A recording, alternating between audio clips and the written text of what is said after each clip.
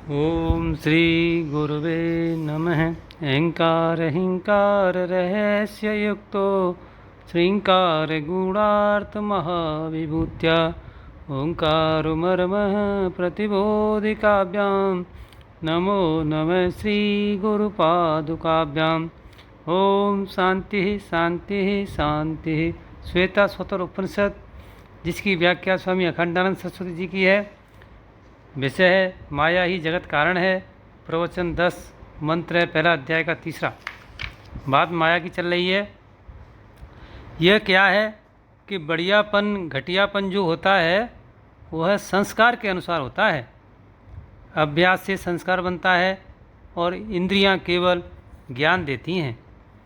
अब आप यह विचार करके देखो कि एक ही मन है, तत् संस्कार से संस्कृत वही आँख के द्वारा रूप को जानता है, वही कान के द्वारा शब्द को सुनता है, और वही मन ज्ञान शक्ति त्वचा में आकर स्पर्श को जानती है, जीभ में आकर रस को जानती है और नाक में आकर गंध को जानती है।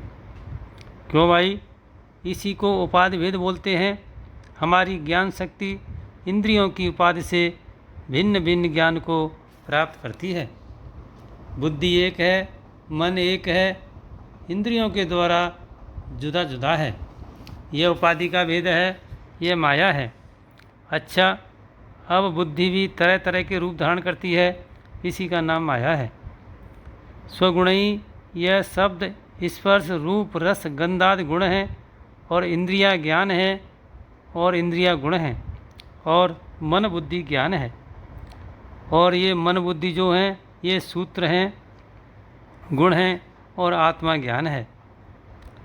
जागृत में सत्वगुण, स्वप्न में रजोगुण, सुसुप्ति में तमोगुण,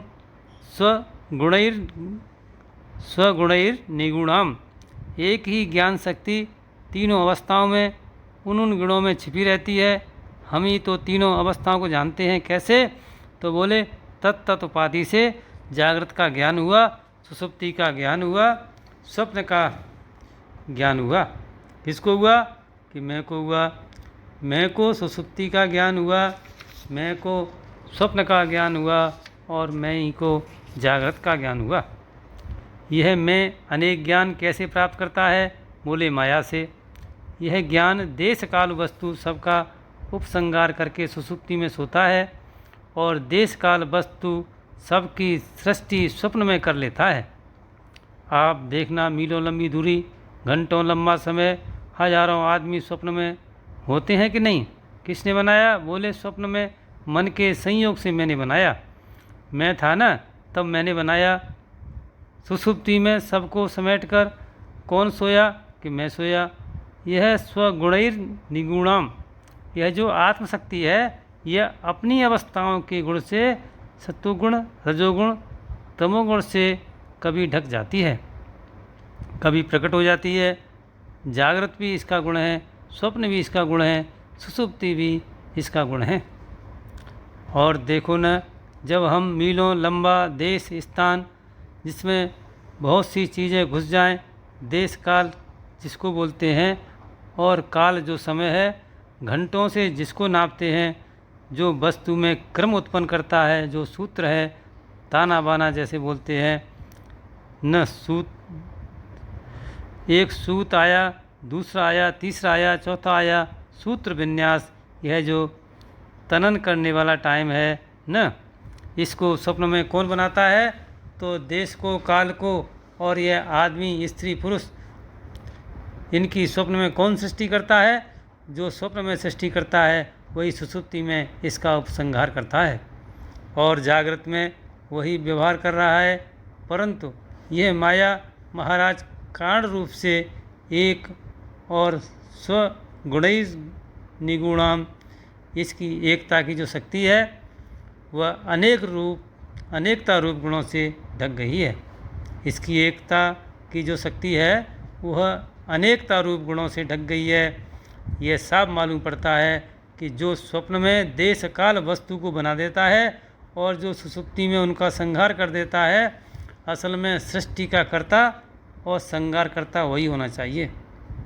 वही सृष्टि का कर्ता होना चाहिए और वही सृष्टि का संहार करता होना चाहिए, जो सपने को बनाने वाला और जो सपने को बिगाड़ कर सुसुप्ति को करने वाला है, और वही इस समय जाग रहा है। यह जागृत का खेल है।